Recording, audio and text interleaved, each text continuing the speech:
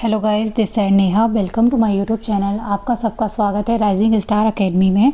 आज हम लोग अपनी कंटिन्यू सीरीज़ कर रहे हैं सीडीपी की, जो हमारी चल रही थी।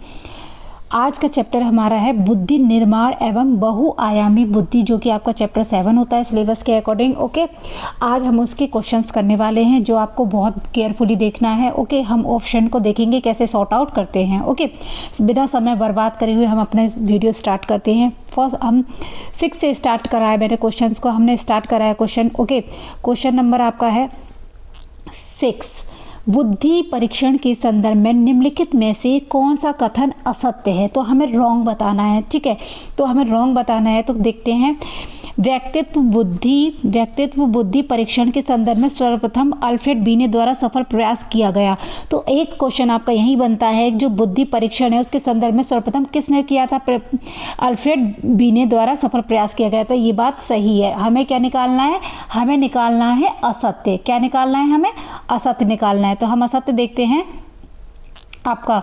ठीक है, तो फिर दूसरा बनता है आपका वेस्लर वैल्यू परीक्षण का निर्माण 10 से 60 वर्ष तक की आयु के व्यक्तियों की बुद्धि परीक्षण लेने के लिए किया जाता है। ऑफकोर्स हाँ जी, जो आपका वेस्लर बुद्धि परीक्षण है वो 10 से लेकर 60 वर्ष तक की बुद्धि के लिए किया जाता है। ये बात भी आपकी सही कही गई है।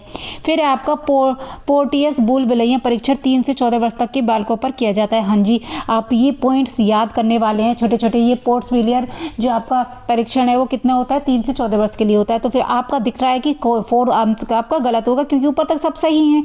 आर्मी बीटा परीक्षण का उपयोग सामूहिक बुद्धि परीक्षण के लिए नहीं किया जा सकता। अरे आर्मी बीटा सामूहिक के लिए ही किया जाता है। हमने ये परीक्षण बहुत अच्छे से पढ़ रखे हैं। बुद्धि इसका चैप्टर आप जाइए, बहुत अच्छे से देखिए। सारे सिद्धांत दिए हैं आपके बुद्धि के। हार्वर्ड गार्डनर से जो सिद्धांत है सभी सिद्धांत दिए हैं, और आपके इसके परीक्षण दिए हैं। ऐसा शाब्दिक अशाब्दिक सभी तरह से, उसमें से आपसे एक भी 2 क्वेश्चन आपका बेकार नहीं जा सकता है। ये चैप्टर आपका वेरी वेरी इंपॉर्टेंट चैप्टर होता है। इस चैप्टर में आपके काफ़ी क्वेश्चंस बनते हैं, 4 क्वेश्चंस बनते हैं इसको चैप्टर में, बहुत इंपॉर्टेंट है। तो इसका आंसर आपका क्या है? 4 नंबर। इसका आंसर क्या है आपका? 4 नंबर आंसर इसका है। ओके, फिर नेक्स्ट क्वेश्चन है आपका बुद्धि लब्धि का सूत्र क्या है? तो बुद्धि लब्धि का सूत्र क्या होता है? सबको ही पता है, मानसिक आयु बटे कालानुक्रम आयु मल्टीप्लाई 100। तो ये आपका फॉर्मूला होता है, जो कि मैंने आपको अच्छे से बता रखा है। मैंने इसको शॉर्ट में एक आपको क्वेश्चंस भी दे रखा है, क्योंकि देखो क्वेश्चन सीटेट में पूछ लिए जाते हैं आपके, उसमें दे दिया जाता है कि ये कालानुक्रमांक वास्तविक आयु, इसको हम वास्तविक आयु बोलते हैं। काल अनुक्रम आयु को वास्तविक आयु और आपका मानसिक आयु दोनों गिवन होती हैं। तो फिर हमें बुद्धि लब्धि निकालना होता है, तो वो हमने सीख रखा है शॉर्ट में, आप जाकर देख सकते हैं। ओके, तो इसका आंसर है आपका 4 नंबर। ओके, नेक्स्ट है वेस्लर की बुद्धि परीक्षण आयु के अनुसार यदि किसी विद्यार्थी की बुद्धि लब्धि 120 से लेकर 129 के बीच है तो वह कैसा होगा? तो ये सबसे ऊपर है, तो उसकी बुद्धि कैसी होती है? आपकी श्रेष्ठ बुद्धि होती है। 120 से ऊपर बुद्धि होती है, उसको हम श्रेष्ठ बुद्धि कहते हैं। ओके, फिर आपका क्वेश्चन, आजकल बुद्धि परीक्षण का उपयोग शिक्षा जगत में हो रहा है। बुद्धि परीक्षण का निम्नलिखित में से कौन सा उपयोग बालक के विकास के दृष्टिकोण में सही नहीं है? तो कौन सा उपयोग नहीं है? शैक्षिक मार्गदर्शन, ये तो है ही भाई, ये कैसे हो सकता है गलत? ओके, फिर आपका बुद्धि परीक्षण के परिणाम के आधार पर अधिक बुद्धि वाले बालकों पर अन्य बालकों की तुलना में अधिक ध्यान देना है। ऐसा कैसे हो जाएगा? ये तो पक्षपात हो जाएगा, जो कि हमारी शिक्षा नीति में पक्षपात करना नहीं होता। सबके लिए बराबर बच्चे होते हैं, समावेशी शिक्षा होती है। तो आपका आंसर क्या है? यही गलत है। ओके, नेक्स्ट है यदि किसी बालक की मानसिक आयु 20 वर्ष है एवं वास्तविक आयु या काल अनुक्रम आयु 25 वर्ष है, तो उसका बुद्धि लाभदांक क्या होगा? देखो आ गया ना क्वेश्चन। तो इसका बुद्धि लाभदांक क्या होगा? इसका 80 आएगा। देखो कैसे आएगा? 20 अपॉन आप 25 करोगे मल्टीप्लाई 100, 25 से मल्टीप्लाई 4 कट कर दोगे, 25 चौके 100, 25 4 जा 100 और 4 का इसमें मल्टीप्लाई करो, 24 जा 80। तो आपका आंसर क्या आएगा? 80 आएगा। ओके, नेक्स्ट है निम्नलिखित में से कौन सा जोड़ा सुमिलित नहीं है? कौन सी बुद्धि किसके लिए सही नहीं है? तो अभी हमने पढ़ा था 120 से लेकर कौन सी होती है? श्रेष्ठ बुद्धि होती है। ओके, क्षीण बुद्धि आपकी, यही बात सही है। सामान्य बुद्धि भी इतनी होती है, उच्च सामान्य बुद्धि भी यही होती है। प्रतिभाशाली बुद्धि 160 या उससे ऊपर होती है, गलत। प्रतिभाशाली बुद्धि का ये गलत आंसर है, तो हमें सुमेलित यही गलत है। प्रतिभाशाली बुद्धि 160 से ऊपर नहीं होती। 160 से ऊपर तो आपकी श्रेष्ठ बुद्धि में चली जाती है। तो इसका आंसर क्या है आपका? 4 नंबर। ओके, अब हम देखेंगे जो क्वेश्चंस पूछे गए हैं जो एग्जाम्स में आए हुए हैं। ठीक है, बच्चे की बुद्धि लब्धि 90 से 110 के मध्य है, वह है तो वो कैसी होती है, आपकी सामान्य बुद्धि होती है। इसमें से भी काफ़ी क्वेश्चंस बनते हैं, मैंने एक चार्ट बना रखा है कि किस बुद्धि का कितनी आपकी होती है, तो वो आप उसमें देख सकते हैं। ओके, फिर है आपका नेक्स्ट, बालक प्रसंग बोध परीक्षण 3 से 10 वर्ष की आयु के बालकों के लिए बनाया गया है। ऑफ कोर्स इस परीक्षण में कार्ड में प्रतिस्थापित किया गया है। तो क्या किया गया है, तो इसका आंसर सजीव वस्तु के स्थान पर निर्जीव वस्तुओं को गलत, लोगों के स्थान पर जानवरों को। हाँ जी, इसमें आपका क्या है, जो कार्ड्स पे है ना जानवरों की पिक्चर्स दी है, एक्टिविटी दी है, बच्चों उसके आधार पर उसको देखता है, परीक्षण करता है। ठीक है, तो कार्ड में मनुष्य की जगह पर किसके विभिन्न विभिन्न प्रकार से जानवरों के पिक्चर्स दिखाए हैं, जिससे अधिक से अधिक बच्चे उसको सीख सके कि क्या हो उसकी प्रतिक्रिया होती है। ओके, बुद्धि मापन भिन्नता है, बुद्धि मापन, ठीक है, बुद्धि मापन आपका क्या है, तो बुद्धि मापन के जन्मदाता, सॉरी मुझे दिख नहीं रहा था ये रिकॉर्डर से, बुद्धि मापन के जन्मदाता हैं। तो बुद्धि मापन के जन्मदाता कौन है, आपको सबको पता है कौन है, बुद्धि मापन के जन्मदाता है टर्मन। कौन है बुद्धि मापन के जन्मदाता, कौन है, टर्मन है। ओके, नेक्स्ट है आपका क्वेश्चन, बुद्धि के बहुकारक सिद्धांत के प्रतिपादक।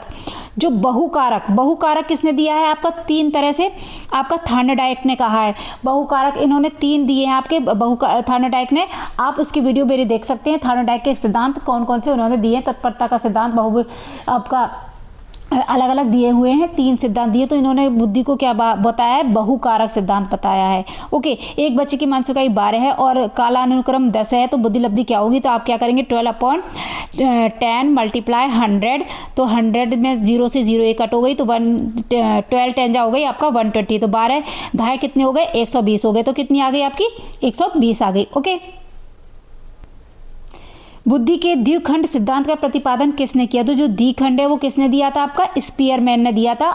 का और खा दोनों आप देख सकते हैं, मैंने वीडियो में दे रखा है, आप जाकर उसको देख सकते हैं। तो द्विखंड सिद्धांत इन्होंने स्पीयरमैन ने दिया है आपका। दूसरा है हार्वर्ड गार्डनर द्वारा निम्न में से एक को छोड़कर बाकी सभी बुद्धि के प्रकार बताए गए। तो हार्वर्ड गार्डनर ने कितने बताए, 8 प्रकार बताए हैं। तो देखो भाषा का कहा है, अंत व्यक्तित्व कहा है, अंत व्यक्तित्व ये भी कहा है आपका, बस सर्जनात्मक का सिद्धांत नहीं कहा है, तो इसका आंसर आपका है दूसरा। ठीक है, तो कौन सा सिद्धांत नहीं दिया इन्होंने, सृजनात्मकता का सिद्धांत नहीं दिया। ठीक है, इन्होंने भाषा के बारे में बताया है, अंत व्यक्तित्व कौशल बताया है, इसको मतलब इंट्रा पर्सनैलिटी और आपका इंटर पर्सनैलिटी, इसकी मैंने वीडियो अच्छे से दे रखी है, आपको वो मैंने ट्रिक से बता रखा है कि इंट्रा क्या होता है, उसको जाकर आप देखिए। मैंने मोस्टली आपके वीडियोस में सब में ट्रिक बताई है। ट्रिक का बोले तो किसी भी चीज को जोड़कर बताया है, ट्रिक भी बताइए कहीं कहीं आपको ट्रिक से, तो आप कभी एग्जाम में ट्रिक से क्या होता है, लिंक बन के हमको याद आ जाता है एग्जाम के टाइम पे कि हाँ वो था, सटीक आंसर याद आ जाता है, वरना हम कंफ्यूज में रहते हैं, या तो हमको रहता है थोड़ा डाउट सा हो जाता है ऑप्शन देख के, बट ट्रिक से हमें बहुत हेल्प मिल जाती है, जो कि आप देख सकते हैं। ओके, नेक्स्ट है आपका, गार्डनर ने 9 अभियोगिताओं का अधिमान निर्धारित किया, इनमें से कौन सा नहीं है। ठीक है, तो हमें बताना है स्थान संबंधी अभियोगिता, भावनात्मक अभियोगिता, अंत व्यक्तित्व अभियोगिता, भाषा अभियोगिता। देखो अभी हम ऊपर पढ़ के आए हैं, अब ये भी पढ़ा है, भाषा भी पढ़ा है, स्थान भी होता है, इसका क्या होता है, भावनात्मक अभियोगिता नहीं है, इन्होंने भावात्मक योग्यता के बारे में नहीं बताया है। ठीक है, फिर नेक्स्ट है आपका, अभियोगिता के संबंध में सही कथन क्या है। तो अभियोगिता क्या होती है, समायोजन करने की क्षमता का नाम अभियोगिता है। यस, जब कोई भी आपकी अभियोगिता होगी, आपको में कोई क्वालिटी होगी, तो उसको हम क्या कहेंगे, आप समायोजन करने की क्षमता होगी, सीखने की क्षमता का नाम भी अभियोगिता है, संक्षिप्त तात्विकता की क्षमता का नाम भी अभियोगिता है। तो इसका आंसर है उपरोक्त सही, तो चौथा आपका आंसर है। देखो ये आपको सीरीज करने से, क्वेश्चंस करने से क्या होता है, आपकी प्रैक्टिस होती है और नए क्वेश्चंस मिलते हैं। अब ये वाला क्वेश्चन आपको बताओ, अभियोगिता कहीं पढ़ा है, इसका कोई टॉपिक है, कंसेप्ट है, इसमें आपको ये मिला कि अभियोगिता क्या होती है, तो इसीलिए ये हमें बेनिफिट होता है। आप ज़्यादा से ज़्यादा मेरे क्या कहीं भी क्वेश्चन पेपर लगाना चाहिए। ओके, बुद्धि का कौन सा सिद्धांत सामान्य बुद्धि जी और विशिष्ट बुद्धि एस की उपस्थिति का समर्थन करता है? तो देखो ये दो फैक्टर आ गए, एक जी आ गया जिसको हम जनरल बोलते हैं और एक विशिष्ट बुद्धि स्पेसिफिक आ गई। तो दोनों जनरल और स्पेसिफिक बुद्धि, सामान्य बुद्धि और विशिष्ट बुद्धि के बारे में आपका किसने कहा है? स्पीयरमैन ने कहा है, जिसको हम द्विखंड सिद्धांत का पढ़ते हैं, जिसको अभी हम पढ़ के भी पीछे आए हैं। तो देखो कौन से दो फैक्टर बताए हैं इन्होंने, ठीक है। फिर नेक्स्ट है आपका रमेश और अंकित की सामान्य बुद्धि लब्धि 120 है। रमेश अंकित से 2 वर्ष छोटा है और यदि अंकित की आयु 12 वर्ष हो तो रमेश की मानसिक आयु होगी। तो देखो कितना अजीब दे दिया, कुछ अजीब नहीं दिया, आपको फॉर्मूला पता है, उसमें बताया है कि आप करेंगे रमेश की वास्तविक आयु क्या आएगी। तो रमेश की वास्तविक आयु बराबर अंकित की आयु -2। तो देखो रमेश की आयु, तो उसने कहा 10 वर्ष छोटा है, तो रमेश अंकित से 10 वर्ष छोटा है, तो मतलब वो उससे घटेगा, ठीक है। तो रमेश क्या होगा, अंकित की आयु से 2 घट जाएगा, उसकी जितनी होगी उससे 2 कम हो जाएगी। तो आप रमेश की आयु निकालेंगे तो रमेश की आयु बराबर आएगा आपका अंकित की आयु -2, ठीक है। तो अंकित की आयु में से आप -2 करना है। तो पहले हम रमेश की मानसिक आयु निकालेंगे, बुद्धि लब्धि मल्टीप्लाई वास्तविक आयु बटे 100, तो आपका आएगा 12 × 1/1 इक्वल टू 12 वर्ष। ओके, आप चाहेंगे कमेंट कर देंगे तो इसको मैं आपको शॉर्ट में दे दूंगी, यहाँ पे आपको पूरा ढंग से समझ में नहीं आ रहा है तो ओके, वरना कोई शॉर्ट आउट नहीं है। आप 12 × 1 करेंगे और 1 और इक्वल टू 12, क्योंकि दोनों के बराबर रखेंगे, उसकी भी मानसिक आयु बराबर रखेंगे और रमेश की भी वास्तविक अंकित की भी वास्तविक आयु बराबर रखे, फिर आप उसको निकाल देंगे। तो इसका आंसर आपका आएगा, एक तो ये बार बार डैश हटाना पड़ता है, इसका आंसर आएगा आपका 12 वर्ष। ओके, फिर आपका एक शिक्षिका अपने शिक्षार्थियों की विभिन्न अधिगमन शैलियों को संतुष्ट करने के लिए वैविध्यपूर्ण कार्यों का उपयोग करती है, वह डैश से प्रभावित है। तो वो देखो किसी की कोई रोल प्ले कर रहा है किसी का, तो वो किससे प्रभावित है? तो आप बताइए किससे प्रभावित होता है जब बच्चा, आपने पढ़ा है, तो वो गार्डनर के बहुविधि सिद्धांत से आपका वो है कार्यों पर उपयोग करती है। तो गार्डनर का बहुविधि सिद्धांत, तो कौन है? गार्डनर का बहुविधि सिद्धांत। बुद्धि लाभदायक सामान्यतः डैश रूप से शैक्षणिक निष्पादन से संबंधित होते हैं। तो क्या संबंधित होते हैं? आपका उच्च, क्या होते हैं? बुद्धि लाभदायक सामान्यतः उच्च रूप से शैक्षणिक निष्पादन संबंधित होते हैं, उच्च रूप से। ओके, बहुविध बुद्धि सिद्धांत के अनुसार सभी प्रकार के पशुओं, खनिजों एवं पेड़ पौधों को पहचानने और वर्गीकृत करने की योग्यता कहलाती है, डैश कहलाती है। तो ये फिलिंग द ब्लैंक्स है, क्या योग्यता कहलाती है इसकी? प्राकृतिक बुद्धि कहलाती है। आप जैसे भी बहुबुद्धि के सिद्धांत के अनुसार जैसे पशु हैं, खनिज हैं, पेड़ पौधे हैं, उसके आप जब उसको पहचानेंगे, उससे वर्गीकृत करेंगे, ये तो सब नेचर की चीज़ें हैं, तो क्या आएगी? प्राकृतिक बुद्धि कहलाएगी आपकी। ओके, अधिकांश व्यक्तियों की बुद्धि औसत होती है, ठीक है। तो अधिकांश बुद्धि कैसी होती है? औसत होती है, एक सामान्य होती है। बहुत कम लोग प्रतिभा संपन्न होते हैं, सही बात है। बहुत ही बच्चे कम गॉड गिफ्ट होते हैं, प्रतिभाशाली होते हैं, और बहुत कम व्यक्ति मन बुद्धि के होते हैं। हाँ जी, यह कथन डैश के प्रतिस्थापित सिद्धांत पर आधारित है। तो ये किस पर सिद्धांत है? तो ये देखो सबकी पर्सनैलिटी अलग अलग पाई गई है ना, तो इसमें क्या हुआ? सबकी पर्सनैलिटी अलग बताई गई। तो बुद्धि के वितरण क्या बताया है? ये बुद्धि के वितरण है। वितरण के अनुसार प्रत्येक व्यक्ति एक जैसा नहीं होता, सब अलग होते हैं। इस आधार पर ही पर्सनैलिटी की विभिन्नता पाई जाती है। जो व्यक्तित्व बुद्धि के वितरण की, सब बच्चों में अलग अलग बुद्धि होती है। कोई सामान्य बुद्धि का होता है, कोई मंद बुद्धि का होता है, कोई प्रतिभाशाली, कोई उच्च बुद्धि का होता है, कोई है ना। तो वो क्या होता है? आपका व्यक्तिगत विभिन्नता के आधार पर ही जाता है। इसमें हम व्यक्तियों का विभाजन प्रतिभा संपन्न और औसत और उससे नीचे ही वर्गों में विभाजित किया गया है। ओके, फिर आपका 16 वर्षीय बच्चा बुद्धि लब्धि परीक्षण में 75 अंक प्राप्त करता है, उसकी मानसिक आयु वर्ष क्या होगी? तो अब देखो यहाँ पे क्या बताया, यहाँ पे बच्चे की एक्चुअल आयु दे दी और आपका बुद्धि परीक्षण दे दिया। अब उन्होंने मानसिक आयु पूछ लिया। तो देखो इस फॉर्मूले पे कितने क्वेश्चंस आते हैं, तो इसको आप फॉर्मूले को ढंग से याद कर लेना, और 2-4 जो मैंने क्वेश्चंस दे रखे हैं इनको कर लेना एक्सरसाइज में। क्योंकि देखो कभी मानसिक आयु पूछ ली, कभी वास्तविक आयु पूछ ली, कभी आपका परसेंटेज पूछ लिया बुद्धि लब्धि, तो ये दोनों तरह से पूछ लेता है, जो कि आपको आना चाहिए। तो देखो हम फॉर्मूला लगाएंगे, बुद्धि लब्धि इक्वल टू, जो बुद्धि लब्धि होती है वो उसका फॉर्मूला होता है मानसिक आयु बटे वास्तविक आयु, मतलब वास्तविक आयु जो बच्चे की दे रखी है, या काल अनुक्रम आयु। तो यहाँ पर हमें मानसिक आयु निकालनी, तो मानसिक आयु ऊपर रख लिया, नीचे लिख दिया हमने बच्चे की 16 आयु। ठीक है, यहाँ रख दिया हमने मल्टीप्लाई 100। ओके, तो ये हमें दे रखा है, तो हम यहाँ पे लिखेंगे 75 बराबर यहाँ पे ये मानसिक आयु है। ओके, नीचे है हमारा 16 ऊपर गुणा 100। ठीक है, तो यहाँ पे आप दो तरीके से कर सकते हैं, यहाँ पे ऐसे कट कर दीजिए 25 चौके 100, 25 तिया 75। ठीक है, अब यहाँ पे क्या है 4 है, यहाँ पे आपका 3 है, तो यहाँ से 4 एकम 4, 4 चौक 16। ठीक है, तो यहाँ पे मानसिक आयु बटे यहाँ ओनली इस वाले एरिया में क्या बचा 4 बचा, तो मानसिक आयु कितनी आ गई 4 तिया 12। यहाँ पे मल्टीप्लिकेशन कर दिया 4 तिया 12, तो कितनी आई मानसिक आयु 12 आई। ठीक है, तो इसको आपने 75 को 100 से कट कर दिया, या फिर आप ऐसे कर सकते हैं कैंची गुणा ऐसे मल्टीप्लिकेशन करके इसको 75 का 100 में गुणा करके 100 का डिवाइड करके मानसिक आयु निकल जाएगी। तो आपकी आएगी 12 आएगी, मानसिक आयु कितनी आएगी 12 आएगी। ओके, बहुबुद्धि सिद्धांत निम्नलिखित में से निहित अर्थ देता है। क्या अर्थ देता है हमें? संवेगात्मक बुद्धि बुद्धि लब्धि से संबंधित नहीं है, गलत। बुद्धि प्रक्रमण संक्रियाओं का एक विशिष्ट समुच्चय है जिसका उपयोग एक व्यक्ति द्वारा समस्या समाधान के लिए किया जाता है। ऑफ कोर्स बुद्धि किस लिए होती है? हम सॉल्व आउट करने के लिए होती है। हम इंसानों में, मानव जाति में बुद्धि किस लिए दी है? समस्या समाधान के लिए दी जाती है। बुद्धि का हम यूज़ करते हैं, कब करते हैं? समस्या समाधान के लिए।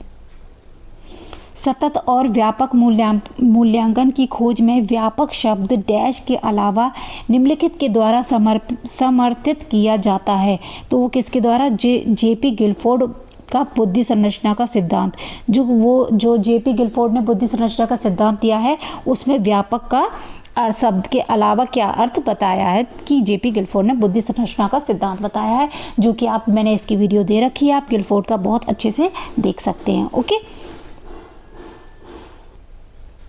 रेवन का प्रोग्रेसिव मैट्रिसेज परीक्षण डैश परीक्षण का उदाहरण है। तो वो किसका है? संस्कृति मुक्त बुद्धि का। किसका है? संस्कृति मुक्त बुद्धि लाभदायक का आपका रेवन का प्रोग्रेसिव मैट्रिसेज परीक्षण का सिद्धांत है। ओके, फिर आपका शारीरिक गतिक बुद्धि रखने वाले बच्चे की अंतिम अवस्था निम्नलिखित में से कौन सी हो सकती है? जो अंतिम अवस्था होती है तो वो कौन सी हो सकती है? वो है आपकी शल्य चिकित्सक। कौन सी है? शल्य चिकित्सक आपकी अंतिम बुद्धि व्यवस्था है। बुद्धि लाभदायक के आधार पर विभिन्न समूहों में विद्यार्थियों का वर्गीकरण उनकी स्व गरिमा को डैश है और उनके शैक्षणिक निष्पादन को डैश है। तो क्या करता है? स्व गरिमा को क्या करता है? वो आपका सब गरिमा को घटाता और प्रभावित नहीं करता है। तो सब गरिमा को घटाता है और शैक्षणिक निष्पादन को प्रभावित नहीं करता है। तो ठीक है, तो जो बुद्धि लाभदायक के आधार पर विभिन्न समूह में विद्यार्थी का वर्गीकरण उनकी सब गरिमा को घटाता है और प्रभावित नहीं करता है। डैश के अतिरिक्त बुद्धि के निम्नलिखित पक्षों को स्टर्नबर्ग के त्रितंत्र सिद्धांत में संबोधित किया गया है। जो तीन सिद्धांत दिए हैं वो इसके अलावा कौन सा सिद्धांत दिया हुआ है आपको, तो बताते हैं। इसके अलावा त्रितंत्र सिद्धांत में से संबोधित किया गया है। किसको किया गया है? सामाजिक को। किसको किया गया है? आपका सामाजिक को किया गया है स्टर्नबर्ग के त्रितंत्र सिद्धांत में। ओके, हावर्ड गार्डनर का बुद्धि का सिद्धांत डैश पर बल देता है। तो किस पर बल देता है हावर्ड गार्डनर का? आपका देखते हैं। शिक्षार्थियों में अनुबंधित कौशलों, सामान्य बुद्धि या विद्यालय में आवश्यक समान योग्यताओं या प्रत्येक व्यक्ति की विलक्षण योग्यता। उसने यही बताई है कि प्रत्येक व्यक्ति में अलग अलग लक्षण होते हैं, विलक्षण योग्यताएं बताई हुई हैं। तो 4 आंसर इसका है। तो आज हम इतने ही क्वेश्चंस करते हैं 34। फिर नेक्स्ट वीडियो में मिलते हैं। आप लोग ज़्यादा से ज़्यादा इस वीडियो को प्यार दिखाना, लाइक करना, सब्सक्राइब करना। जो आपको मन में होता है वो कमेंट करना। कोई भी क्वेरी है, कोई भी क्वेश्चन को लेकर, कोई भी एग्ज़ाम को लेकर, कोई भी आपकी एग्ज़ाम को स्ट्रेटेजी लेकर, तो आप बेझिझक मेरे से क्वेश्चन पुट अप कर सकते हैं कि आपको कैसे तैयारी करनी है, कैसे नहीं करनी है, आप क्या कर सकते हैं, क्या चल रहा है आपका, क्या सिलेबस नहीं चल रहा है, आप कैसे पढ़ाई कर रहे हैं। एनीथिंग, कोई भी कमेंट आप मुझको पूछ सकते हैं, क्योंकि आप मेरे हित में हैं। मैं आपका हर क्वेश्चन का जवाब देने के लिए तैयार हूँ। Okay, bye bye, thank you, take care.